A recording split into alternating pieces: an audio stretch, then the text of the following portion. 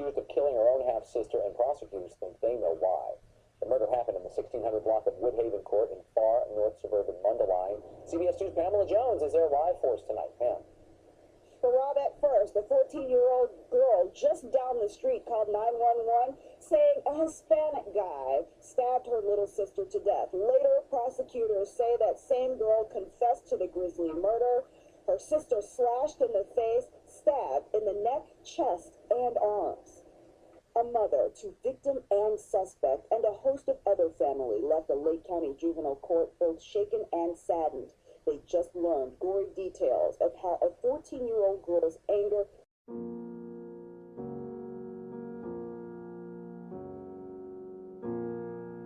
may have pushed her to murder her 11-year-old half-sister, stabbing her to death. Multiple stab wounds were evident. It happened Tuesday morning at this Mundelein home. From a bed inside, prosecutors say police collected a knife the suspect wielded to wound her younger sister more than 30 times. Prosecutors laid out the bloody scene in court, saying with each strike of the knife, the suspect yelled reasons for her attack at her victim, that her little sister was ungrateful for chores she did for her, for dinner she provided, and that after the wounded 11-year-old girl stopped struggling and fell off the bed, her sister called 911 at about 8:26 a.m. I think you all would agree that this is an unbelievable amount of anger and rage for a 14-year-old little girl. What possibly could cause a 14-year-old little girl to get so upset and angry to stab her sister to death?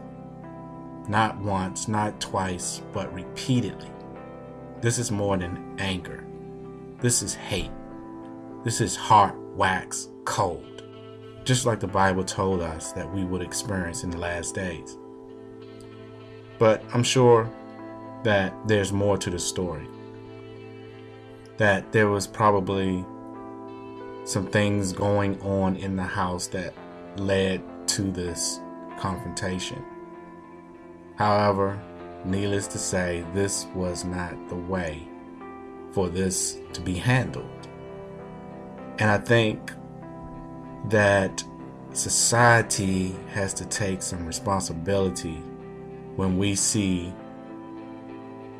crimes like this, especially perpetrated by such young people. Where do they get it? Where do they get it?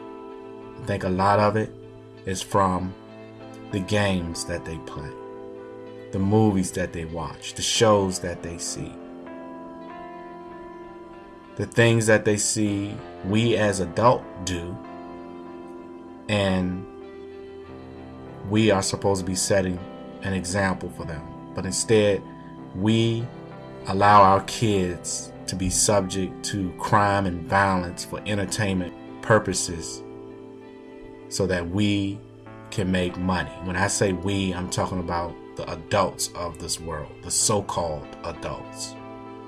I understand that it's near impossible to try and keep our kids away from seeing these negative shows, these shows of crime and passion, because they are everywhere. They're on their computers, they are on their telephones. But one thing we have to understand is that there's no way that our kids can continue to see these things. Your eyes and your ears hear these things are the windows to our souls and not be impacted. Matthew chapter 24, verse 12, which is a continuation of the previous verses where the Bible talks about, and the scripture tells us about the beginning of birth pains. It says, because of the increase of wickedness, the love of most will grow cold. And we are surely seeing that now. At early ages. And it's because of the garbage that we're looking at and listening to. And it's because of a falling away from the true gospel of Jesus Christ, who preaches love. There's a lack of love in the world, in our country.